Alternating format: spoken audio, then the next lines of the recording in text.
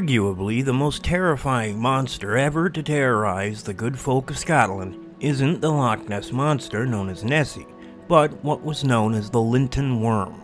In Scotland, worm was another term for a dragon, and to get into this beastly tale, we have to go all the way back to the 1100s.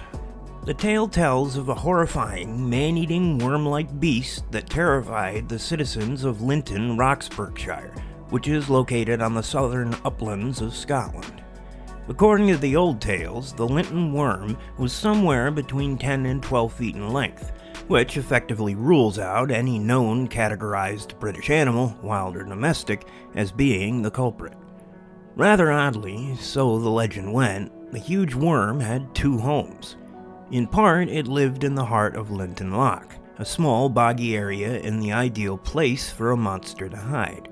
The other place it called home was Linton Hill, which even today is referred to as Worm's Den. Such is the enduring nature of the legend. By all accounts, the worm was a creature to be avoided at all costs. Sheep, cows, pigs, vegetables, and even people were all food for the monster. Naturally, the people of Linton were thrown into a collective state of fear when the slithering thing decided to target their little village. People became petrified to leave their homes, unless they become the victims of the marauding beast. Doors and windows remained locked. Farmers stayed home. That is, until the appearance of one John de Somerville. When told about the monster that had brought terror to Linton, de Somerville, known as the Lord of Lareston, had a local blacksmith create for him a razor-sharp spear, which he, de Somerville, intended using to slay the mighty beast. Fortunately, he did exactly that, by setting the spear aflame and plunging it into the throat of the monster after seeking it out at Worm's Den. The beast fought back, its wormy form writhing and turning and twisting violently atop the hill, but it was to no avail. Exhausted and on the verge of death, the beast retreated to its labyrinthine lair within Linton Hill. It was never seen or heard of again. The Linton folk never forgot the valiant act of John de Somerville, and a sculpture commemorating de Somerville's brave act was created in Linton Church, as William Henderson noted in his 1879 book, Notes on the Folklore of the Northern Counties of England and the Borders. He said, "The sculptured effigy of the monster, which may still be seen with the champion who slew it at the southwestern extremity of Linton Church, differs from both accounts. A stone, evidently of great antiquity, is there built into the wall.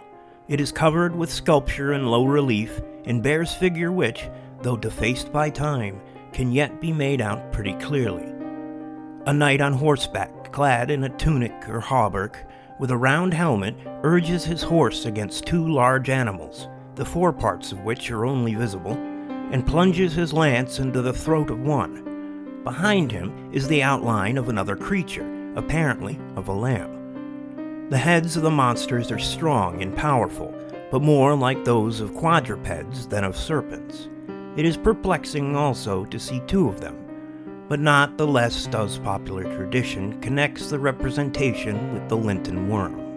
We may never know what the Linton worm actually was, but today both church and effigy still remain intact, a reminder of a long-past age of knights and dragons, and a stoic, silent guardian of Linton Hill.